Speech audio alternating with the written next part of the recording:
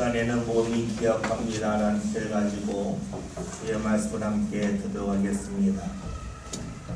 집에 냉장고를 열고 계란을 보면 저도 모르게 어렸을 때에 밥에 계란을 넣고 간장을 넣어서 비벼 먹었던 것과 첫 목회지에 가서 따뜻한 밥에 계란을 넣고 김치 국물을 넣고 비벼 먹었던 것이 생각이 납니다. 그래서 아내가 없을 때에 혼자 있을 때에 간혹 따뜻한 밥에 계란을 넣고 그리고 김치 국물을 넣고 맛있게 비벼 먹기도 합니다. 냉장고에 반찬이 없기 때문이 아닙니다.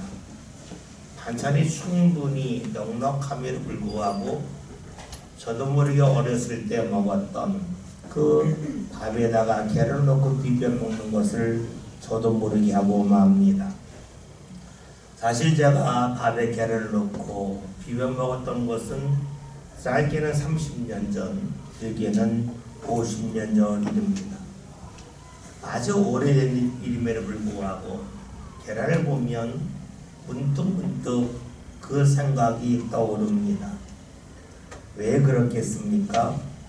제가 기억력이 남들보다 특별히 좋기 때문이겠습니까? 그렇지 않습니다. 언젠가부터 자녀들에게 제가 기억력이 좋지 않다는 핀잔 아닌 핀잔을 자주 듣습니다. 그럼에도 불구하고 제가 30년 전, 50년 전의 일을 기억하는 이유가 어디 있겠습니까? 그 일을 제가 머리가 아닌 몸으로 기억하고 있기 때문입니다. 머리의 기억은 시간이 지나면 흐릿해집니다. 그런데 몸의 기억은 시간이 지나지 않아도 흐릿해지지 않습니다. 잊은 것 같은데 어느 날 갑자기 문득 떠오릅니다.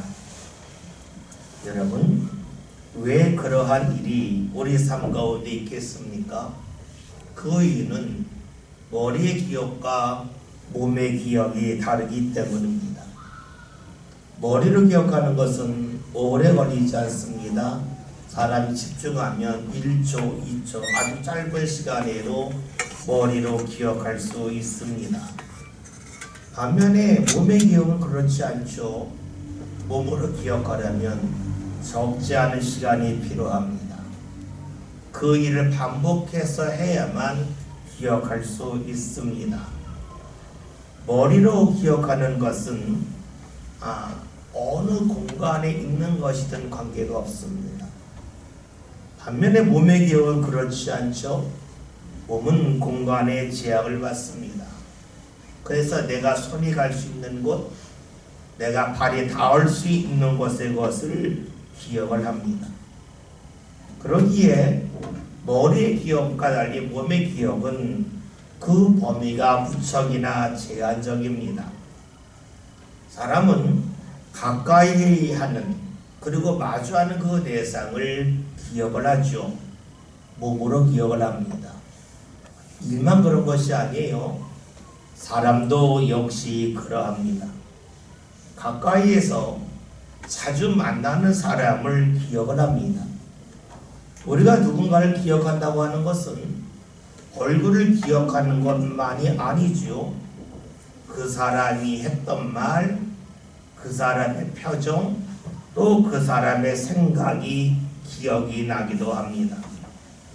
그 기억은 갑자기 잊혀진 것 같지만 제가 계란을 보면 밥을 비벼 먹었던 것이 문득 생각나는 것처럼 갑자기 사람에 대한 기억이 떠오르기도 합니다. 우물 안에 개구리라는 말이 있습니다. 우물 아래 있는 개구리는 하늘 보면서 하늘이 자기가 보는 부분만 있다고 생각을 합니다. 우물 안의 개구리처럼 사람은 자신이 만나는 사람의 생각이 모든 사람의 생각이라고 여깁니다. 그래서 만나는 사람들의 말을 듣고 또 듣다 보면 만나지 않는 사람도 이런 생각을 할 거라고 여기고 말죠. 그래서 우리가 만나는 대상에 따라서 특별히 내가 가까이 하는 대상에 따라서 내가 생각하는 하늘의 크기가 달라집니다. 넓은 삶을 살고자 한다면, 다시 말하면 넓은 하늘을 보고 싶다면 내 생각과 맞는 사람만이 아니라 내 생각과 맞지 않는 대상도 만나야 합니다. 지난 3일 화요일 밤에 우리나라 대통령이 99% 이상의 국민이 전혀 생각지도 않았던 계엄을 선포했습니다. 왜 계엄을 선포했는지 시간이 지나면 알려지겠지만, 계엄을 선포하기까지 대통령 주위에는 대통령과 같은 학교 출신이 가득했다고 합니다. 대통령은 자기 뜻과 같은 사람, 비슷한 사람만을 반복적으로 만나는 가운데 다른 국민들도 이런 생각을 가질 거라고 여겼겠죠. 만약에 대통령이 자기 뜻과 다른 사람을 자주 만났다면 대통령 자신을 힘들게 하는 것처럼 보이는 야당의 지도자를 수시로 만났다면 아마도 계엄을 선포하지 않았을 것입니다.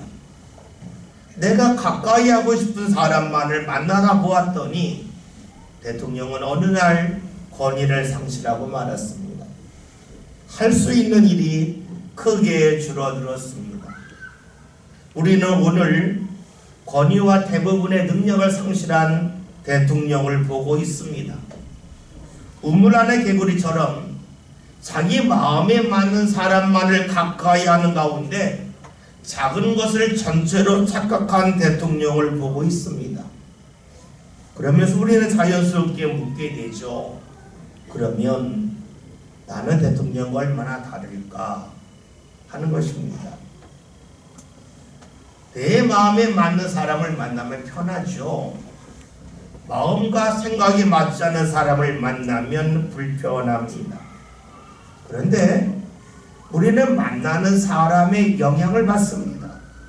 자주 만나다 보면 그 사람이 얼굴만을 기억하는 것이 아니라 그 사람의 생각을 기억하게 되고 그 사람의 삶을 기억하고 맙니다. 그러다 보면 나도 모르게 내가 자주 만나는 대상의 생각을 따라가고 그의 삶을 따라가고 맙니다. 처음에는 그렇지 않은데 반복되다 보면 그것이 당연한 것 같고 모든 것 같고 하늘처럼 여겨집니다. 사람은 누구나 편한 자리를 좋아하죠. 내 뜻과 맞는 사람, 그리고 내 욕망과 맞는 사람을 가까이 하고 싶습니다. 그런데 이렇게 편한 자리만 찾다 보면 자신도 모르게 어느 날 우물 안의 개구리가 되고 맙니다. 넓은 하늘을 아주 좁게 바라보고 맙니다. 그리고 편안한 자리만 찾는다면 오늘 우리는 얼마나 큰 대가를 치러야 할지를 대통령을 보고 알 수가 있습니다. 여러분, 편한 자리만 찾는 것이, 나와 생각이 같고 맞는 사람만 찾는 것이 우리 시대에만 있겠습니까? 어느 시대든 사람들은 당장 편한 자리를 좋아합니다. 그리고 이렇게 편한 자리를 좋아하다가 나중에는 너무나 큰 것을, 많은 것을 잃어버리는 아픔의 자리에 이르고 말지요. 그러기에 성경은 우리에게 이렇게 말씀합니다. 6절에는 말씀을 함께 보겠습니다. 너는 범사의 그를 인정하라. 그래야면 내 길을 지도하시리라. 아멘. 오늘 말씀에서는 그를 인정하라고 했는데 그는 하나님을 말합니다.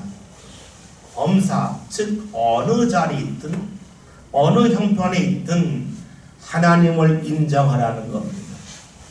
하나님을 기억하라는 겁니다. 다른 말로 하면 하나님을 머리로만 기억하지 말고 몸으로 기억하라고 말씀하고 있습니다. 몸은 멀리 있는 것이 아니라 직접 접촉하는 대상을 기억을 합니다. 근데 문제가 하나가 있어요.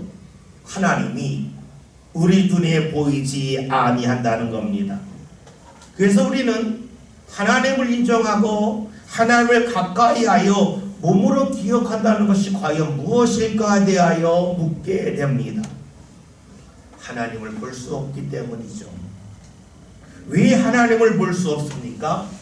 하나님이 영이라서 볼 수 없기도 하지만 하나님은 우리가 생각하는 것보다 너무너무나 큰 분이기 때문입니다. 우리가 손을 보고 손인지 어떻게 합니까? 손 전체를 보았기 때문입니다. 만약에 손을 여러분 1000만 배 확대해서 여러분이 본다면 손이 손인 줄 알겠습니까? 손톱을 보고 손톱인 줄 알겠습니까? 전혀 알 수가 없습니다. 그렇죠? 너무나 크면 우리는 무엇인지 분간할 수 없습니다. 하나님은 너무나 큰 분이라서 우리의 눈으로 볼 수 없습니다.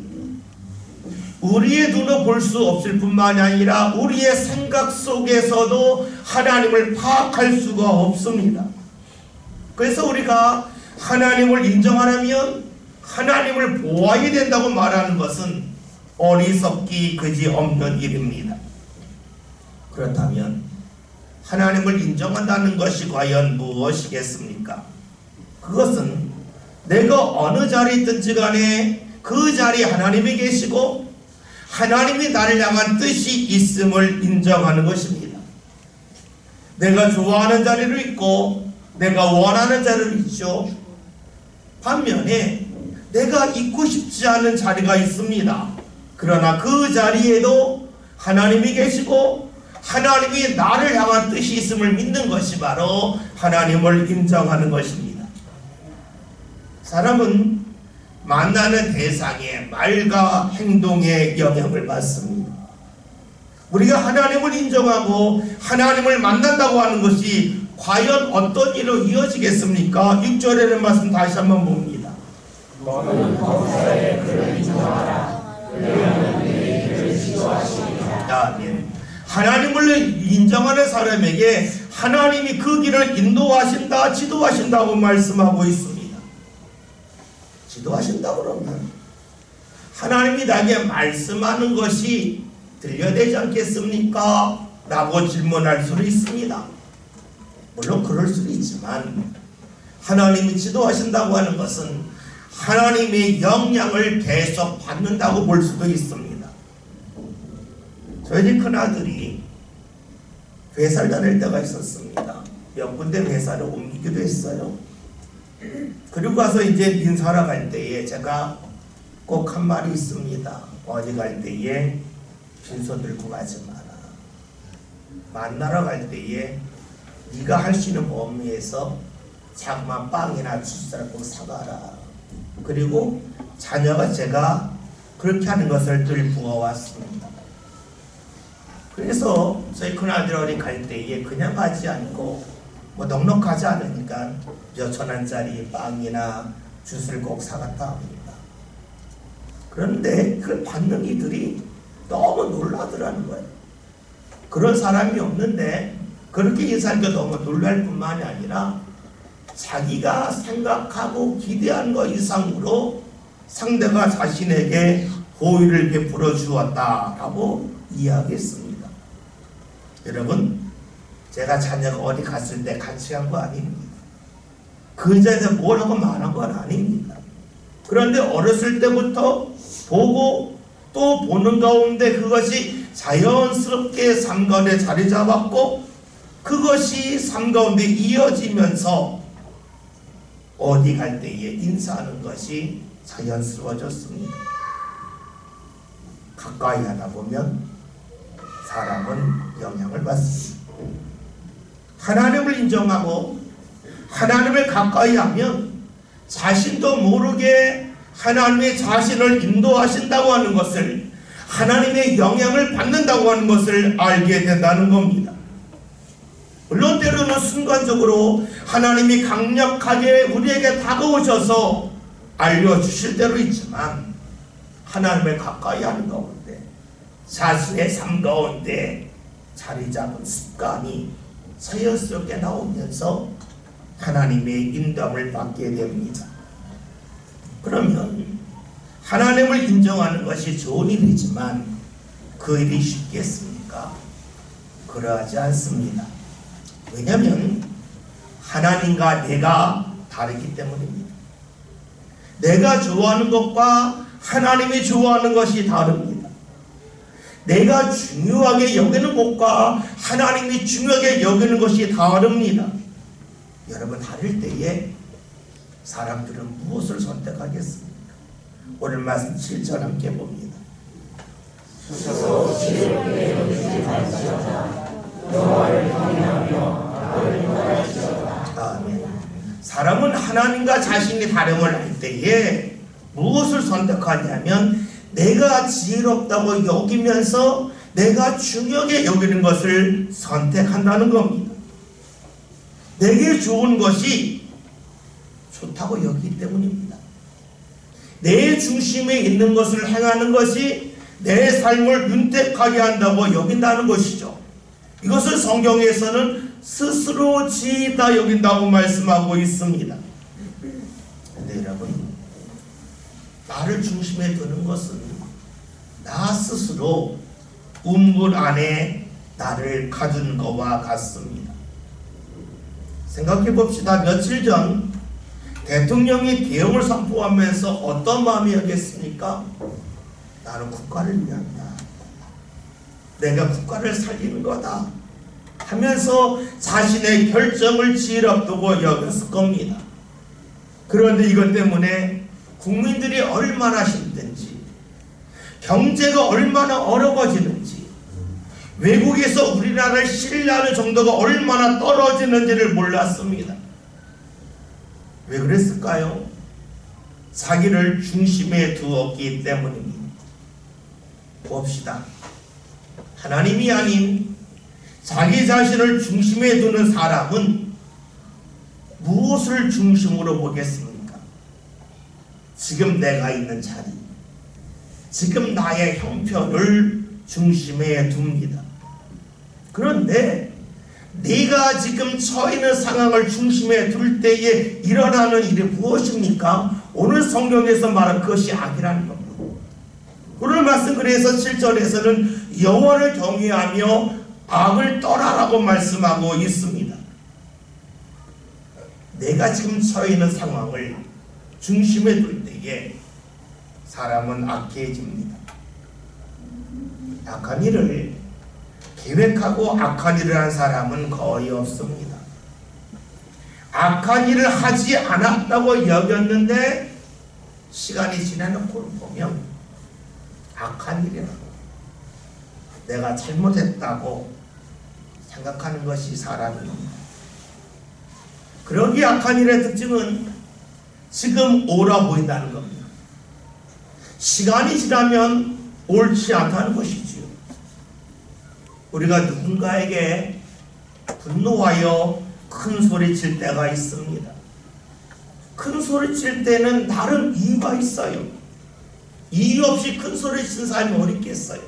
큰 소리 치면 내 몸의 에너지가 쭉 빠져나가는데 누가 그걸 좋아하겠어요? 그러므로 하는 이유는 나름대로 이유가 있기 때문입니다. 근데 시간을 지내놓고 보면 내가 그 정도로 큰 소리 칠 일이었는가? 라고 스스로에게 묻게 됩니다. 큰 소리를 치고 화를 내고 때로 상대에게 언어로 또한 물리적으로 폭력을 가했을 때를 생각해 봅시다. 그때는 그럴 만한 이유가 있었어요.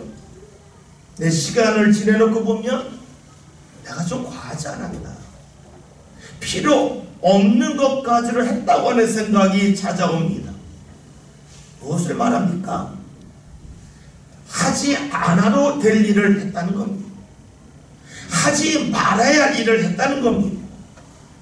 사람이 하나님이 아닌 자기를 중심에 둘 때 일어나는 일은 무엇이냐면 순간적으로는 옳은 것 같은데 지내놓고 나면 후회한다는 겁니다.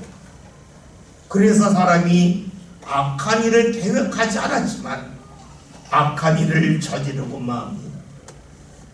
여기서 벗어나는 일이 무엇일까요? 오늘 말씀에서는 여호와를 경외하는 거라고 말씀하고 있습니다.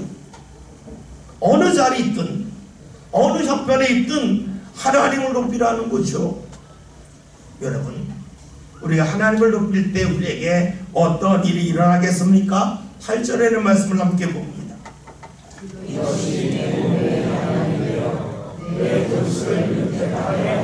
아멘. 저는 이 말씀을 읽을 때마다 말씀이 잘 다가오지 않습니다. 몸은 뭐고 골수는 무엇일까 좀 헷갈려요. 내 말씀을 쉽게 보면 이런 거예요. 몸은 눈에 보여요. 골수는 눈에 보이지 않아요. 그러니까 하나님을 경외할 때 일어나는 일이 무엇이냐면 눈에 보이는 일이나 눈에 보이지 않는 일이나 좋은 일이 나타난다라고 볼 수 있어요. 이것을 다르게 본다면 내가 예측할 수 있는 부분과 예측할 수 없는 부분이 있는데, 하나님을 경외할 때에 내가 예측할 수 있는 부분만이 아니라 생각하지 못한, 예측하지 못한 부분에서도 하나님이 부으시는 은혜가 있음을 말씀하고 있습니다. 언제입니까? 내가 아닌 하나님이 중심이 될 때 일어난다는 겁니다. 그러면 내가 나 자신을 지혜롭게 여기면서 나를 중심에 두는 그거에서 벗어나려면 어떻게 되겠습니까? 결심하면 되겠습니까? 앞에서 사람이 기억하는 것은 머리 기억이 아니고 몸의 기억이라 그랬습니다. 신앙도 그렇습니다. 내가 하나님을 기억하는 것이 머리의 기억이 아닌 몸의 기억이 되는 것이 중요합니다. 이것이 어떻게 가능할까요? 오늘 말씀 봅시다. 9절입니다. 내 친구가 내 수사물의 처음 익은 열매로 여호와를 공경하라. 아멘. 말씀을 보면 내 소산물과 처음 익은 열매로 여호와께 공경하라 말씀합니다. 다시 말하면 하나님 앞에 드리라는 겁니다. 여기서 재물이 나온 것은 아마도 유목민을 두고 말한 것 같고, 소산물이라고 하는 것은 농사 짓는 사람을 두고 말한 듯 합니다. 내가 일하는 자리가 있습니다. 농사할 수 있고 양을 키우는 일일 수도 있습니다. 그 자리에서 하나님을 기억하는 가장 좋은 방법은 처음 익은 열매를 하나님께 드리라는 겁니다. 처음 것을 드리려면 맺혀지기 전부터 생각하고 있어야 됩니다. 맺혀지기 전, 열매가 열리기 전부터 하나님께 드려야지, 하나님께 드려야지 생각한 사람이 열매가 맺혀진 것 중에 처음 것을 하나님께 드릴 수가 있습니다. 그리고 그렇게 드리려면 보통 때 그런 말씀이 흐릿해져서는 아니 됩니다. 사실 열매를 보면 내가 먹고 싶은 마음이 들지 않겠어요? 또 자녀가 있다면 자녀가 부모에게 저 열매 언제 맺어져요? 저거 먹고 싶은데 빨리 익으면 좋겠다. 나 이런 말을 했다고 생각해 봅시다.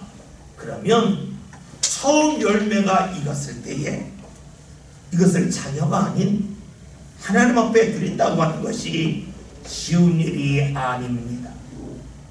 그럼에도 하나님께 처음 열매를 드리려면 하나님을 늘 기억해야 합니다. 평소에 하나님을 찾는 것이 삶에 자리 잡아야 합니다. 평소에 하나님을 찾지 않았는데 열매가 맺어지니까 하나님이 생각이 나서 하나님께 처음 것을 드리겠다고 하는 것은 도저히 일어날 수 없는 일입니다.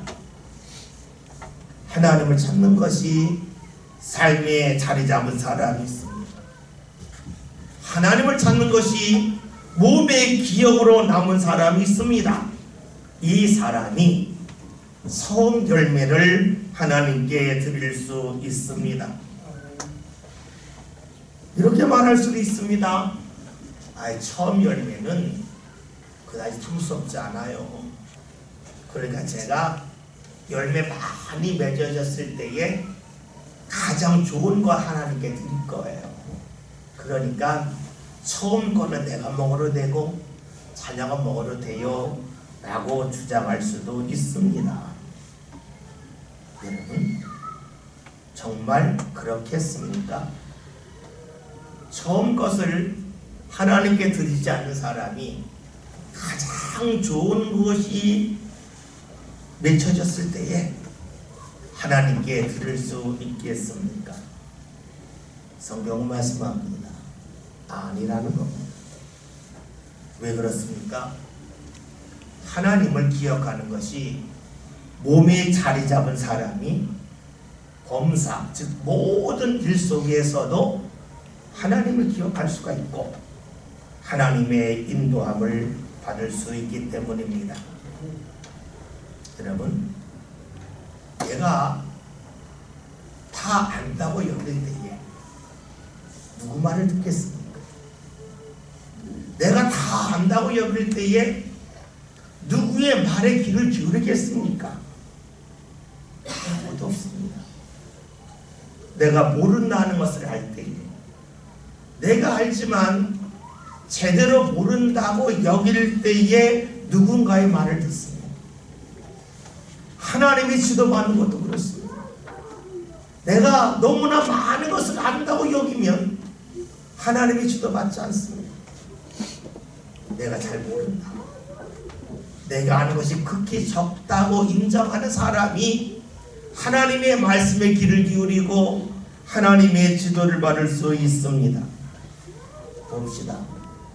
여러분은 하나님이 나에게 어떤 은혜를 언제 주실 줄 알고 계십니까? 안다면 얼만큼 알고 계십니까?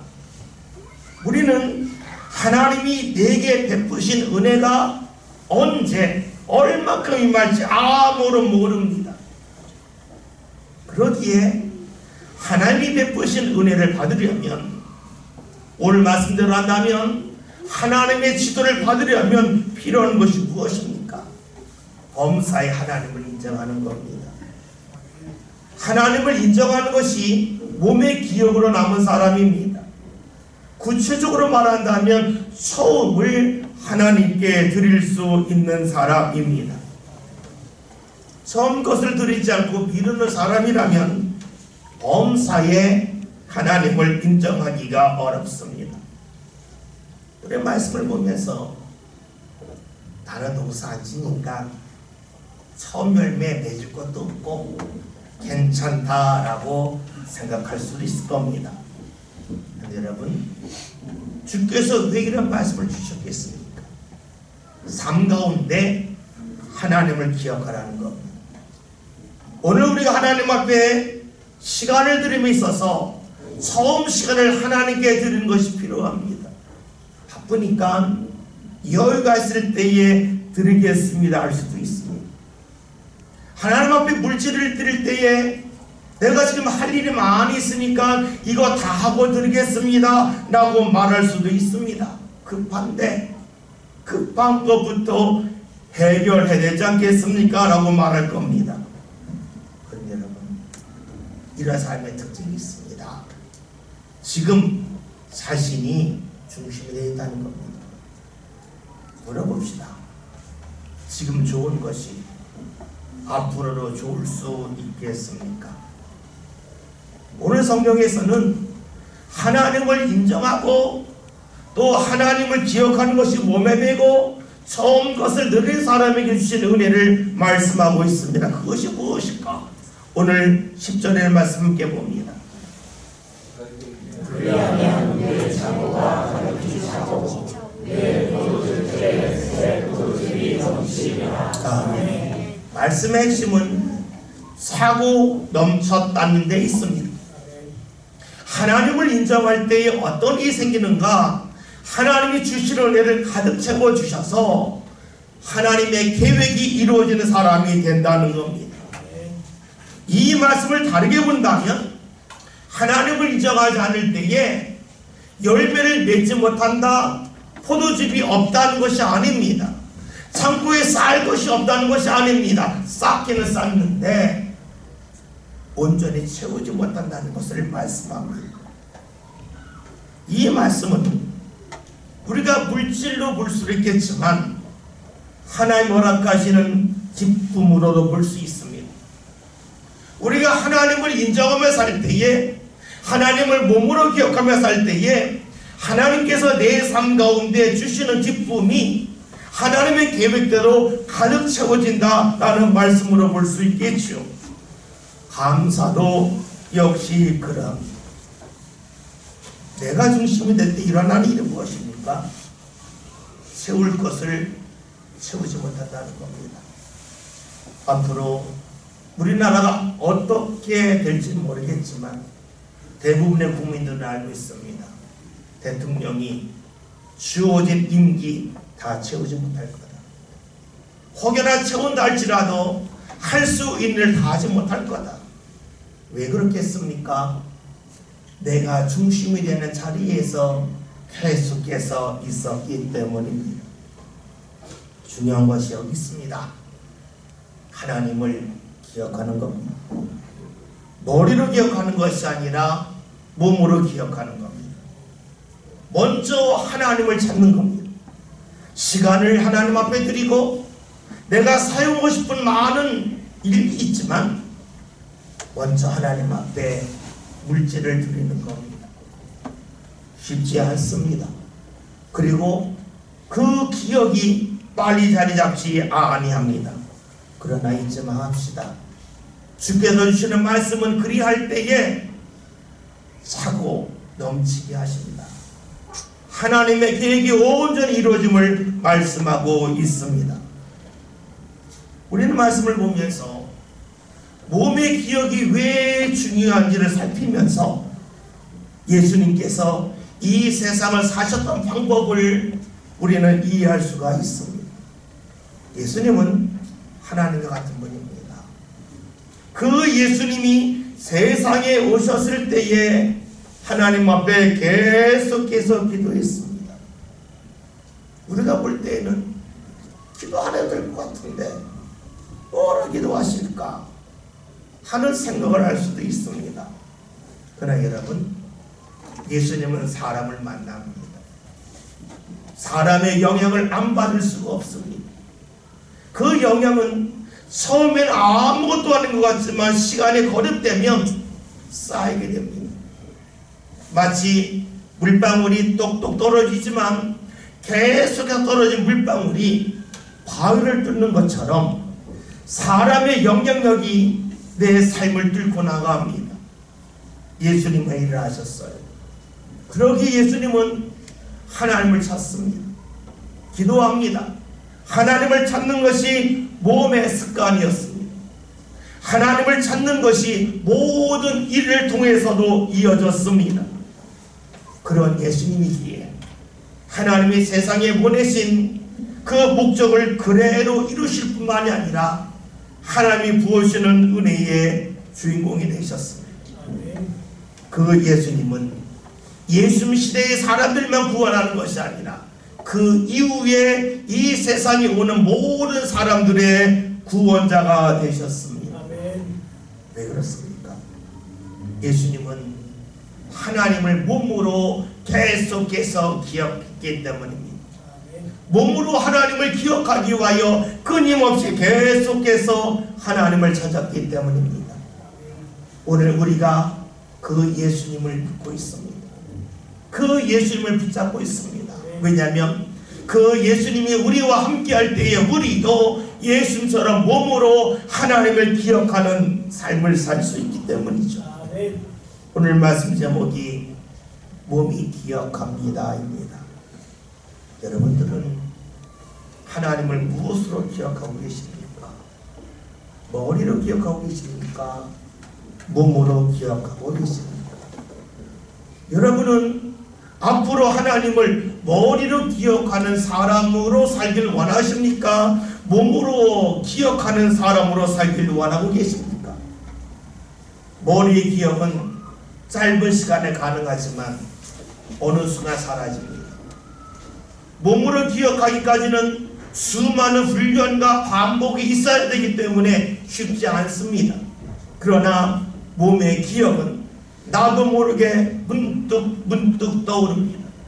나도 모르게 내가 생각하지 않은 자리에서도 하나님의 인도함을 받을 수 있습니다. 제가 어렸을 때에 따뜻한 밥 위에 계란을 넣고 비벼 먹었던 것이 30년 전, 50년 전 일이지만 몸으로 기억하기에 저도 모르게 지금 그런 일을 합니다. 저와 여러분이 하나님을 몸으로 꼭 기억합시다. 하나님을 찾고 또 찾고 그 어떤 것보다 하나님을 먼저 우리 삶 가운데 맞이합시다. 그래야 저와 여러분이 하나님을 몸으로 기억하는 성도를 되셔서 어느 자리에 있든지 하나님이 우리의 삶을 인도하시고 지도하시는 은혜의 역사가 나타날 수 있길 바랍니다. 그리고 오늘 말씀처럼 내 인생의 창고에 하나님이 채우시는 은혜가 가득 차고 내 인생의 포도즙이 넘쳐나는 역사가 저와 여러분들 삶 가운데 나타날 수 있기를 주의 이름으로 기원드립니다. 살아계신 하나님